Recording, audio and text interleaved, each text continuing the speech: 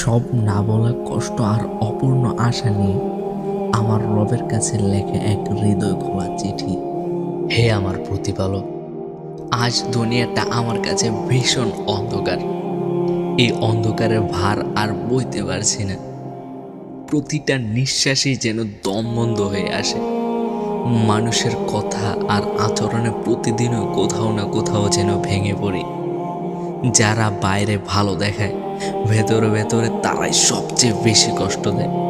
মুখে মধু, অথচ কথার আঘাতে হৃদয় ক্ষত বিক্ষত হয়ে যায়। এই ফেতনাবাজ মানুষের ভিড়ে নিজেকে আজ বড় একা লাগে। দুনিয়ার প্রতি বিতৃষ্ণা বাড়ছে, হৃদয়টা ক্লান্ত অবসন্ন। তবু একটি সত্যি আমাকে টিকিয়ে রেখেছে, আপনি আছেন। এই আশাতেই বেঁচে আছি।